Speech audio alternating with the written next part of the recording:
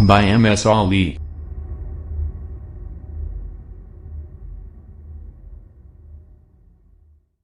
Morning, good noon, good afternoon and good evening all my dear friends. मैं मिसली from Saran Bihar and you are watching मेरे colony classes. आज फिर से हम बात करने वाले हैं अमेरिकन और ब्रिटिश एक्सेंट पे, यानी अमेरिकन और ब्रिटिश प्रोनाउंसिएशन पे। कुछ ऐसे शब्द हैं जो ब्रिटिश में कुछ और अमेरिका में कुछ और प्रोनाउंस किए जाते हैं। इस बेस पर मैंने आपको कुछ वीडियोज़ दे रखी हैं। अगर आपको ये वीडियो पसंद आया तो आप उन वीडियोज़ को भी देख लेना, क्योंकि वो वीडियोज़ भी आपके लिए बहुत ही ज़्यादा यूज़फुल साबित होने वाली है। सो पहले आपसे गुजारिश होगी कि पहले आप इस वीडियो को देखें एंड आफ्टर इट आप उस वीडियो को देख सकते हैं, अगर ये वीडियो आपको पसंद आए तो। क्योंकि इस वीडियो के पसंद आने के बाद ये निश्चित है कि आपको वो वीडियोज़ भी बहुत ज़्यादा पसंद आने वाली हैं, क्योंकि आप तो जानते हो कि हम ज़्यादातर ब्रिटिश इंग्लिश को फॉलो करते हैं, लेकिन आजकल देखा जाए तो अमेरिकन इंग्लिश का भी प्रचलन काफ़ी ज़्यादा डे बाई डे बढ़ता जा रहा है। यानी इसकी डेवलपिंग जो है वो डे बाई डे बहुत ज़्यादा बढ़ती जा रही है, और हम अपनी भाषा में अमेरिकन वर्ड्स हो, अमेरिकन स्पेलिंग हो या अमेरिकन एक्सेंट हो, हम इन तीनों का यूज बहुत ही ज़्यादा करते जा रहे हैं। और मुझे लगता है कि एक दिन ब्रिटिश और अमेरिकन इंग्लिश दोनों एक समान हो जाएंगे, यानी जितना हम फॉलो ब्रिटिश को करेंगे उतना ही हम अमेरिकन को ही करेंगे, अमेरिकन को भी हम उतना ही फॉलो कर पाएंगे। सो डियर स्टूडेंट्स, हमारे लिए ये ज़रूरी नहीं है कि सिर्फ हम ब्रिटिश इंग्लिश की अच्छी नॉलेज रखें, बल्कि हमारे लिए ज़रूरी ये है कि हम अमेरिकन इंग्लिश की भी अच्छी नॉलेज रखें। तभी हम अंग्रेजी के अच्छे ज्ञाता और अंग्रेजी के अच्छे जानकार हम कहला सकते हैं, वो स्पीकिंग हो, राइटिंग हो या कोई भी फील्ड हो। तो हमें दोनों देशों की इंग्लिश की जानकारी होना हमारे लिए बहुत ही ज़रूरी है। तो आज मैं ले आया हूँ आपके लिए कुछ ऐसे शब्द जो अमेरिका में कुछ और ब्रिटिश में कुछ और प्रोनाउंस किए जाते हैं, लेकिन बस थोड़ा सा डिफरेंस है, ज़्यादा डिफरेंस नहीं है। चलो शुरू करते हैं आज का लेसन, आज के वीडियो। और आज की वीडियो में मैं आपको बताऊंगा अमेरिकन और ब्रिटिश एक्सेंट के बारे में। हमारा सबसे पहला जो रूल है ना, वो ये है कि कोई भी शब्द जब ईडी से अंत होता है तो आप उसे क्या प्रोनाउंस करते हो? आप उसे एड प्रोनाउंस करते हो, यानी ईडी को आप एड एक्सेंट देते हो, यानी एड उसको प्रोनाउंस करते हो। जैसे कि अगर मैं कहूँ कंप्लीटेड, अगर मैं आपको स्पेलिंग बताऊँ COMPLETED और बोलूँगा कि आप इसे प्रोनाउंस करो, तो आप क्या करोगे? आप कहोगे कंप्लीटेड। या फिर थोड़ा सा अगर ज़्यादातर उन लोगों को फॉलो करोगे उनके एक्सेंट को, तो आप कहोगे कंप्लीटेड। लेकिन अगर मैं आपको बोलूं कि आप ज़रा इसे अमेरिकन में प्रोनाउंस करो, तो आप कैसे करोगे? शायद आप नहीं जानते हो कि अमेरिकन में इसे कैसे प्रोनाउंस करते हैं। तो आप ईडी को ना ईड प्रोनाउंस करोगे, जहां आप एड कर रहे थे, जैसे कि कंप्लीटेड, डिसाइडेड, तो आप इसे कंप्लीटेड, डिसाइडेड इस तरीके से बोलोगे।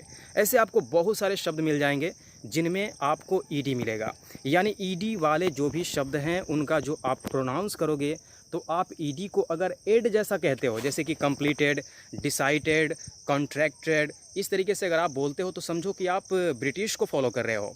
और अगर इसी को आप ईड कर दोगे ना, जैसे कि कंप्लीटेड है ना, कंप्लीटेड, डिसाइडेड, कॉन्ट्रैक्टेड है ना, एविडेड, इस तरीके से आप ईडी को जब ईड कहोगे तो आप समझ लेना कि आप अमेरिकन को प्रोनाउंस कर रहे हो।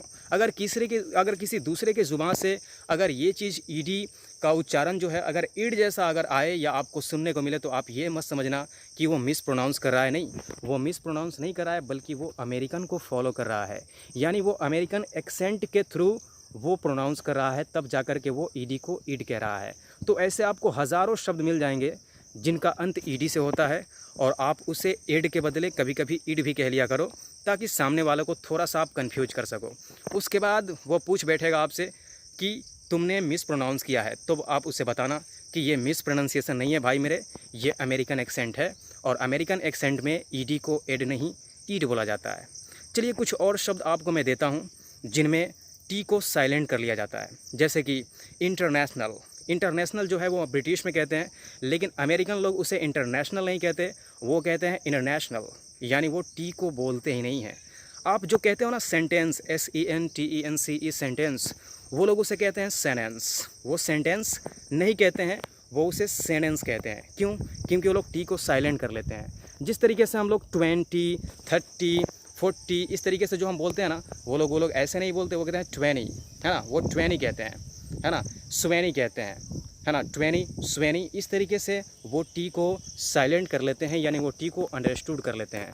तो अगर आगे से आपको कोई 20 कहे, सेनेंस कहे, इंटरनेशनल कहे, तो आप उसे मिस प्रोनाउंसिएशन मत समझना। ये मत समझना कि वो मिस प्रोनाउंस कर रहा है, यानी वो गलत उच्चारण नहीं कर रहा, बल्कि वो तो अमेरिकन को फॉलो कर रहा है, यानी वो अमेरिकन एक्सेंट को फॉलो कर रहा है।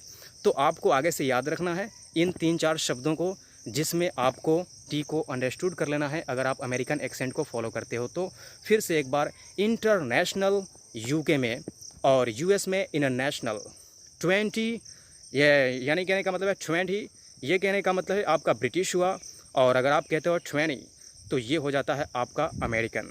वैसे ही अगर आप कहते हो सेंटेंस यानी पूरे टी को कहते हो तो आप ब्रिटिश में कहते हो। अगर आप कहते हो सेनेंस तो ये हो जाता है आपका अमेरिकन।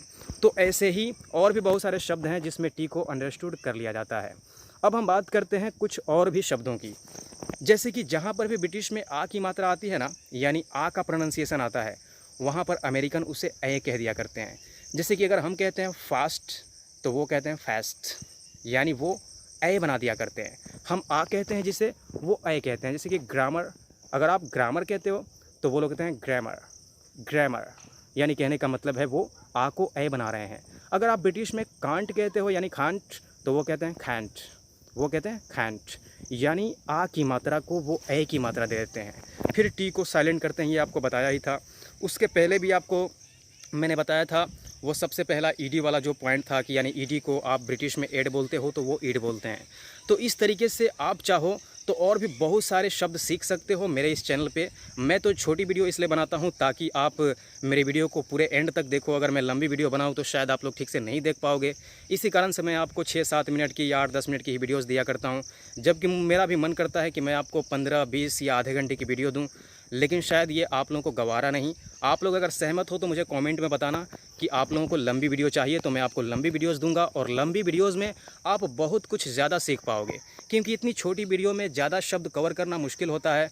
और मैं कोशिश करता हूं कि मैं कम ही शब्द आपको बताऊं या आपको कम ही जानकारी दूं, लेकिन है ना उसको डिक्लेयर कर दूं, उसको पूरी तरह से उसमें क्लैरिटी होनी चाहिए, यानी क्लैरिटी होनी चाहिए उसमें पूरी तरह से, आपको वो सारी चीज़ें अच्छे तरीके से समझ में आए। ये मेरा पूरा प्रयास रहता है। सो डियर स्टूडेंट्स, आप अगर इस वीडियो को लाइक करते हो, यानी कहने का मतलब है आपको ये वीडियो अगर पसंद आती है तो आप लाइक करना या ना करना, लेकिन मेरी आपसे गुजारिश होगी कि आप इस वीडियो को शेयर ज़रूर करना, उन लोगों तक पहुंचाना जिन लोगों को अमेरिकन एक्सेंट के बारे में पता नहीं है। जो लोग अमेरिकन एक्सेंट से वाकिफ़ नहीं हैं, परिचित नहीं हैं, उन तक ये वीडियो ज़रूर पहुँचाना। कम से कम 5 लोगों को शेयर आप ज़रूर कर देना, मेरी गुजारिश है आप सबों से। और अगर मेरे पढ़ाने के तरीके अच्छे लगे हों तो आप मेरे चैनल मिरेकल यूनिक क्लासेस को सब्सक्राइब कर सकते हो। मिलते हैं नेक्स्ट वीडियो में, तब तक के लिए आप सबका दिन शुभ हो। Bye bye, take care and see you the next day.